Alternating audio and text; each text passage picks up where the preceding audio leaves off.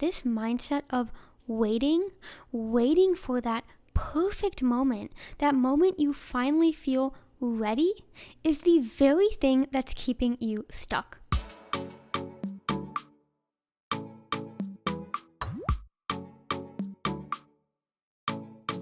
Happy New Year!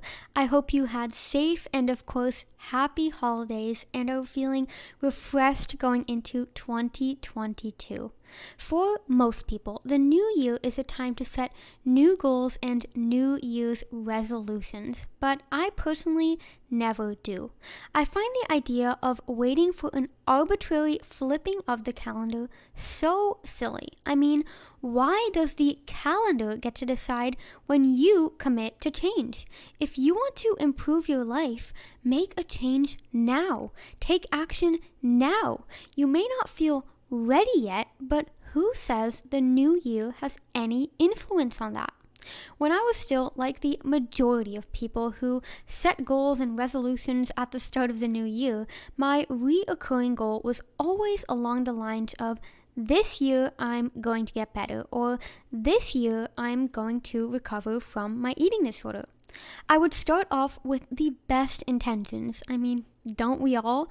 But then after a couple months, things would get tough and I'd start slacking. I would lose that drive that I had at the beginning of the year, what most people would call motivation. No matter how hard I tried to fight my eating disorder and tried to change my habits, I never felt the same level of instant gratification that engaging in my eating disorder gave me. So I'd fall back into old habits, and before I knew it, we were already more than halfway into the new year, and I'd repeat what I told myself the year prior. I'll just start over next year. I don't think I have to tell you that this mindset of waiting for that perfect moment, that moment you finally feel ready, is the very thing that's keeping you stuck. The reality is that you will never be ready, and the perfect moment will never come. You get to decide when the perfect moment is. You get to decide that right frickin' now. But then when you do decide, how do you stay motivated? How do you keep on going when things do get really tough? Well, in this episode, or if you're watching on YouTube, in this video, I'll be sharing 3 highly effective ways to stay motivated in your recovery so you can finally achieve your goals and stop giving your life away to the eating disorder. Let's dive right in.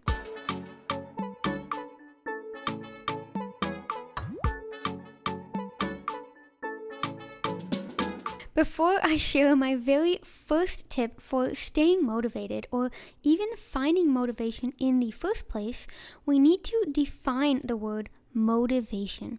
Maybe it's an autistic thing, but if you've read any of my blog articles, listened to my podcast episodes, or watched any more of my YouTube videos, you know I'm always defining the terms that I am explaining.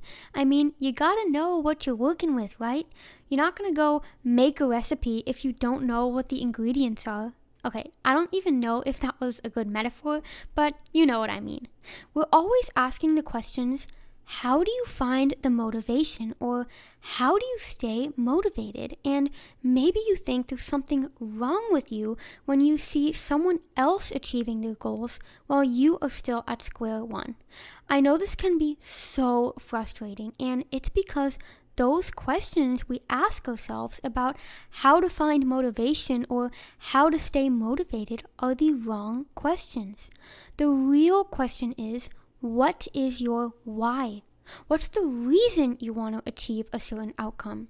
And here's where the definition of motivation comes in, and that is motivation, noun, a reason or reasons for acting or behaving in a particular way. From this definition, we can already conclude that if you don't even have reasons, or let alone a single reason to recover, you're not going to have motivation.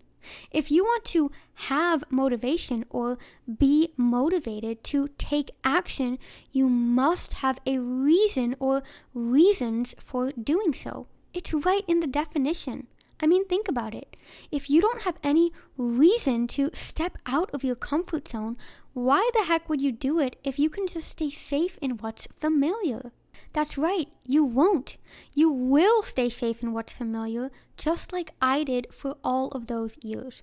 I have said this several times before, and I will say it again because it will forever remain true. The human brain does not like change. So much so that our brain will fight back when we try and change. Our ability to form habits is simply an evolutionary adaptation that allows us to use energy in the most efficient way possible. If you had to get up every morning and deeply think about how to take a shower and how to brush your teeth or how to make your bed, you'd be using so much brain power that would take away from the available energy for more important tasks. But because you have formed habits around brushing your teeth every morning, as well as all the other activities you unconsciously engage in on a daily basis, you can use your energy to focus on tasks that really require you to think critically and make important decisions. So this is where my very first tip comes in, and that is to make a list of reasons to recover. Just like you formed habits around daily hygiene and putting on clothes and all the other socially acceptable things that us weird humans do, you've also formed habits that keep you stuck in your eating disorder. Ultimately, all recovery comes down to is changing your habits. Just think about it. Always buying the lowest calorie option. Habit. Exercising for a certain amount of time each day. Habit. Automatically saying no when someone offers you dessert. Habit. It's all habits. And because these habits have been ingraining themselves into your subconscious brain for so long, it can feel impossible to change. But through taking action, you can neurally rewire your brain, meaning you can weaken certain pathways in the brain that support eating disorder habits and create new neural pathways that enforce healthy, recovery supporting habits. Of course, taking action is not easy. It's the most difficult part of the entire process. But if you really, truly want to change, you can't go over it, you can't go under it, you gotta go through the obstacle. You gotta run straight into the fear and take the damn action. Here is where that list of reasons to recover will literally be your lifesaver because it gives you a touchstone. And I'm actually going to read something that one of my clients sent me, and that is, having reasons for doing something really helps push you towards pursuing the end goal, as it gives you the push to keep going even when things are tough. It helps provide forward momentum towards a goal because even when things feel and seem unclear, there's a goal you're going after and a clear picture as to why that goal means something. So what life will look like when you achieve that goal, which houses those reasons you hold on to when you face the storm of recovery. It's like those motivations, those reasons that keep you going are the touchstones that keep you grounded in the present and in the truth of what you want your life to look like. That touchstone, or reasons why you keep going, are what hold you firm in the chaotic storm of recovery and all that it brings up. Additionally, I read an article that described the definition of touchstone as a gem of invisible positivity. I think it's a good parallel to what those reasons and motivations are to recover, those things that keep you going. It's invisible, but it's the proposition of a life that could be lived, the invisible possibility or prospect of a life free from an eating disorder. And then she says, thank you. Oh my goodness. You guys should have seen my response, but I was like, wow, I literally want to frame those words and hang them on my wall because the way in which she so eloquently described the impact of knowing your why, I mean, You heard it. I could not have said it any better myself. This is honestly why I love coaching so dang much, because not only do my clients learn from me, but I continue learning from all of you.